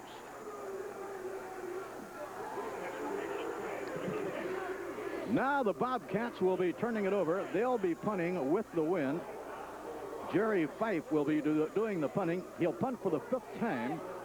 In the first quarter of the game, punting into the wind, he hit for 11 and 26, and then with the wind, 41 and 37. As he makes punt number 5, he's punting with the wind. Wohler is deep to receive. Oh, beautiful high punt that goes out of bounds, but the whistles have blown.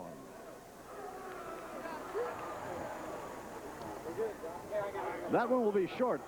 Only 22 yards as it's sliced off the sideline. So it is Cal Davis to get the football when we come back to the action in just a moment, and the Aggies trail by a score of 13-3. We are USA 1. Taking charge by unleashing a Chevrolet the competition can't touch. Camaro, flat outselling every other 2+2 sports coupe on the road today. And now Camaro is led by a new standard 5-speed 5-liter Z28. The hot-selling Chevy Camaro. It still leaves everything but its shadow behind. And now on new 82 models only, get 10.9% financing that can save you hundreds of dollars on financing costs. This is the largest truck plane in the free world. Hi, Don. My name is Jim White. I'm the plant manager here. I chose Bell because I expect my communication system, and I mean voice and data, to be a tool that helps me do my job. The Bell people say, Jim, you don't have to know how to keep the system running. We'll do that for you. And they do. That's what I call service, and that's why we chose Bell. The knowledge business. The American Football Coaches Association endorses ethical recruiting standards and supports the student-athlete's search for academic and athletic excellence. Join the AFCA's efforts to support and practice ethical conduct in recruitment of student-athletes.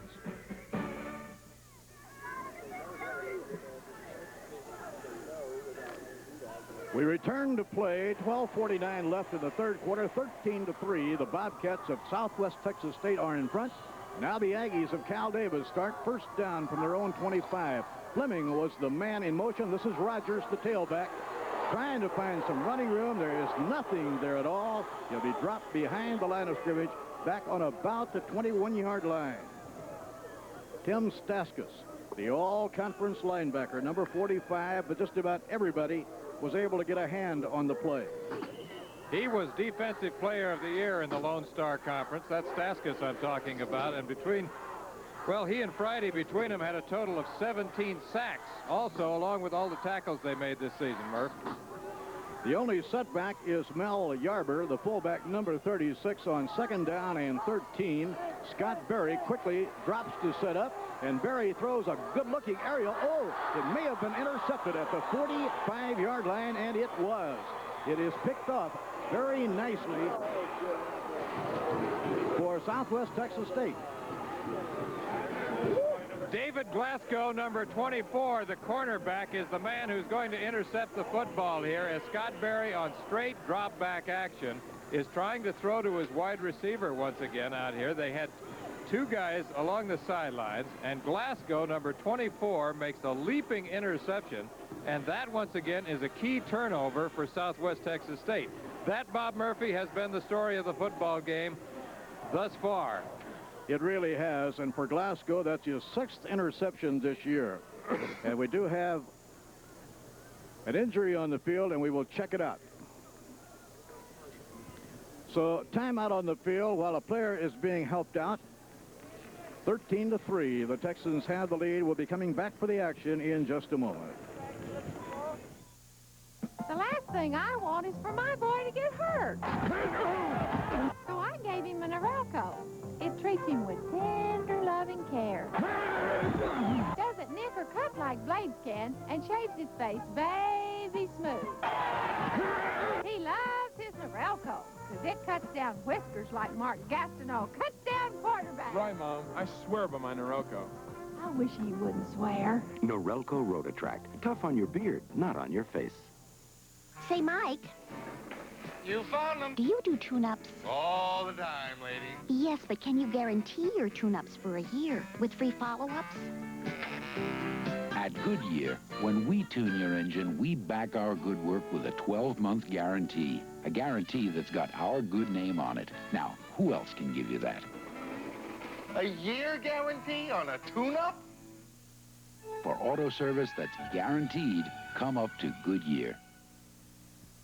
It takes years of commitment and training to be the best. But as any great champion knows, you must work even harder once you've reached the top. We know what it takes. At ABC Sports, being #1 is just the beginning. Williams, the wide receiver, was shaken up, but appears to be all right as we look at Andy sitting on the bench. 5 turnovers now. 5 times the Aggies have turned it over. 2 interceptions, the 3 fumbles. And now it is the Texans who have the football. And it's Ricky Sanders who drives it down to about the 41-yard line, a gain of 3, where he's stopped by linebacker Ernie Bell, number 54, a senior out of Ridgecrest, California. You know, Murph, our colleague Frank Broyles likes to point out that when a team gets the ball in this kind of field position, meaning inside the 50-yard line, they will score 70% of the time. I do not disagree with that, but it has not been true so far in this football game this afternoon. Now on 2nd and 6, Teddy Steele, number 42, runs it down to about the 36-yard line.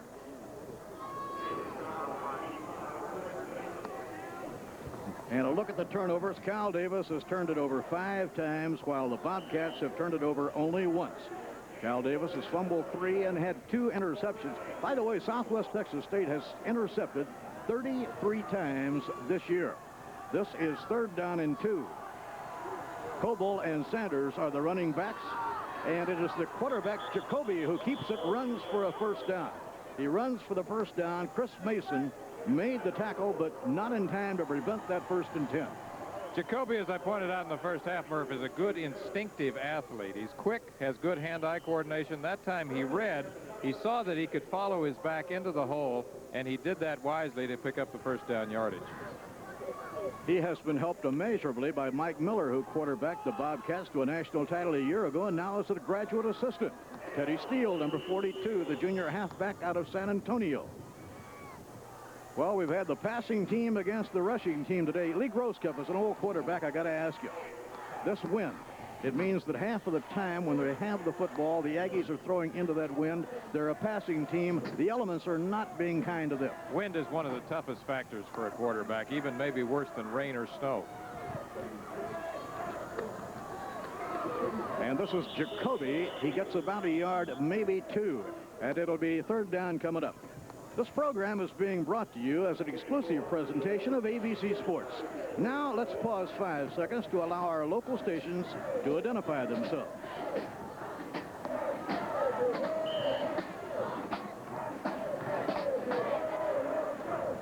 Lee Grosskopf, somebody once said, all you can do on a windy day is sail a boat. It's not good for any other sport. I think you're right. I think that's a good idea, Murph. 3rd down and 5. The Bobcats on the 29-yard line. Jacoby to Sanders, number 10. And Sanders looks to be a little short of a first down as he's dropped on the 25 by middle linebacker Paul Emery out of Fullerton, California. Murph, to amplify on what I just was saying about field position, 4 of the last 5 possessions for Southwest Texas State have been in Cal Davis territory, and I think that's going to definitely be one of the keys. Take a look at these rushing figures. 210 yards rushing for the Bobcats against a team that had allowed only 80 yards rushing per game all year long. A big 4th down play here. 4th down and a yard. And Teddy Steele, number 42. Well, I don't know. It looked to me like he may not have made it. He may not have made that. I don't think he did. That looked like a beautiful effort on a charge led by Chris Crespi, number 74. Well, they had a great effort last week. You talked about the goal line stand. This is a 4th down stand. They have stopped the Bobcats. Stop them, they certainly did, and they get the football 1st down on their own 25-yard line. That's the 2nd time today the Aggies have held the Bobcats on 4th down. You set it up at the very top of the show, Murph. I think for those of you who are joining us late, both of these teams got here because of goal line stands and had 19-14 victories last week. Had it not been for those 2 goal line stands, you would be watching Jacksonville, Alabama State against North Dakota State. The goal line stands enable these 2 teams to win and to get here. Scott Berry to Rogers, number 44, 35. Rogers to the 40. Rogers out of bounds on the 42-yard line.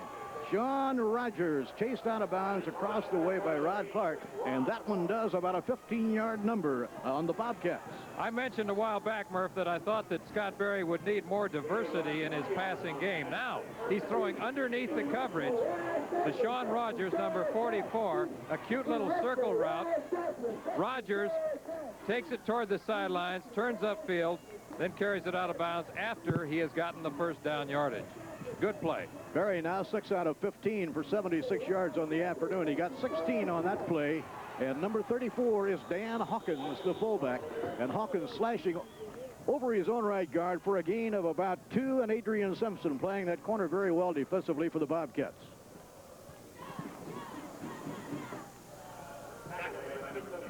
Checking in for the Aggies at a tight end, George Salem, number 90. And the starting tight end, Bill Wooler, comes to the sideline for a moment. He's also the backup quarterback with Ken O'Brien, the All-American, unable to play. 2nd down and 8. Traveling into the wind, the Cal Davis Aggies. Scott Berry retreating and again throws under the coverage, this time to the man who just came in the game, the tight end George Salem. Not quite a 1st down, and what a hit put on by Rod Clark. That's one of the hardest hits of the day, Lee. Two smart calls now by Cal Davis. They're throwing underneath the coverage, and they're throwing short passes, which are not affected by this strong wind. Oh, that is a shot. How do you do? How do you do? And he has a first down.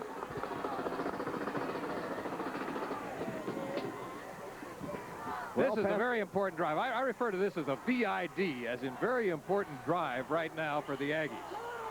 I certainly would not disagree with that, and they're doing it very well. Remember, they're traveling into the wind, but they're passing, as you say, under the coverage and doing it very effectively. First down on the 48-yard line of Southwest Texas.